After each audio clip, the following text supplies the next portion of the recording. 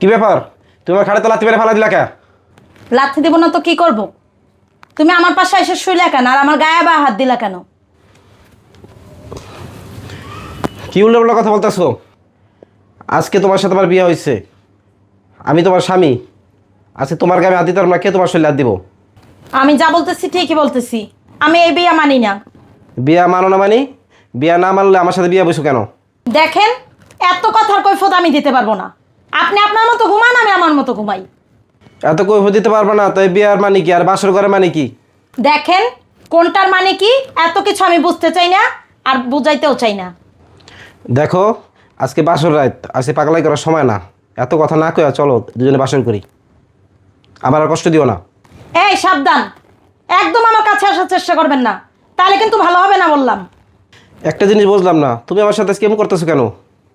আজকে আমাদের বাসর রাত, আজকে আমরা দুজনে সুখ দুঃখে দুইটা কথা বলুম, মনের কথা বলুম, তুমি আমার বলো আমি তোমার বলুম। আর আজকে তুমি আমার সাথে কেন খারাপ ব্যবহার করতেছো? সুখ দুঃখের কথা অন্য রুমে যায় দেয়ালের সাথে একলা একলা বলেন, আমার সাথে বলতে হবে না। আমি যদি অন্য রুমে গিয়া দেয়ালের সাথে কথা বলি, তা তোমার আমি বিয়ে করছি কিসের জন্য? বিয়ে করছেন তাতে কি হয়েছে? এর জন্য কি আমার সাথে আপনার শুতে হইব? অন্য রুমে যায় একলা একলা শুন যায়।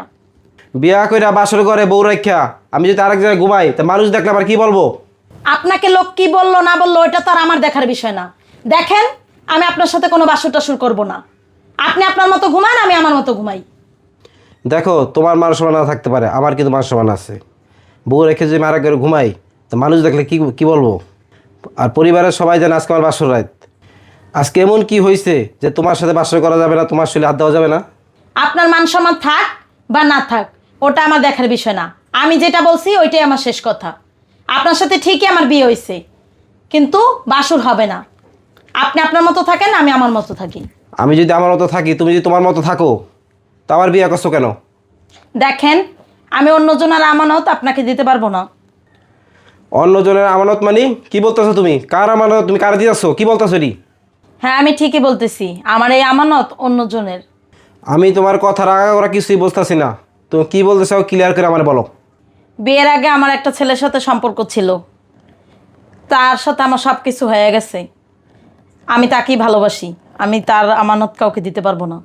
বাহ, বাসরাইতে চমৎকার কথা বলছো আমার। তুমি, তোমার আরেক ছেলের সম্পর্ক ছিল, তার সাথে তোমার সব কিছু হয়ে গেছে, তাহলে তুমি আবার কেন বিয়ে করলা? আমার জীবনটা কেন তুমি নষ্ট করলা? দেখেন, আমি আপনার সাথে বিয়েও বসতে চাইনি আর আপনার জীবনও নষ্ট করতে চাইনি। আমার বাবা মাই আমার জোর করে আপনার সাথে বিয়ে দিয়ে দিছে। তোমার বাবা আমার কাছে তোমার জোর করে বিয়ে দিছে, তা তুমি কেন বিয়ের আগে আমার বলো নাই যে তোমার সাথে একটা ছেলের সাথে সম্পর্ক ছিল, তার তুমি সব বিলিয়ে দিছো? তা আমার জীবনটা তুমি কেন নষ্ট করলা? সকালবেলা যখন মানুষ জানবে যে অন্যজনের আমানত আমি বিয়ে করে আনছি, তখন মানুষের কাছে আমি কী জবাব দেবো বলো? দেখেন, আপনি কাকে কি জবাব দিবেন না দিবেন সেটা আমি বলতে পারবো না, কিন্তু আমি যাকে ভালোবাসতাম তাকে আমি এখনও ভালোবাসি। তাকে ছাড়া আমি কাউকে মেনে নিতে পারবো না, আর আপনার সাথে আমি সংসার করতেও পারবো না। তার চেয়ে বেশি ভালো হয় আপনি তালাকের ব্যবস্থা করেন। আসলে দোষটা তোমার না, দোষটা আমার ভাগ্যের, দোষটা আমার কপালের। কারণ আমি না জানি না তোমার বিয়ে করে জীবন সবচেয়ে বড় ভুল করছি। তুমি টেনশন করো না, তুমি ঘুমাও তোমার মতন, কালকে সকালে আমি তোমার তালাকের ব্যবস্থা করে দিই। তুমি ভালো থেকো।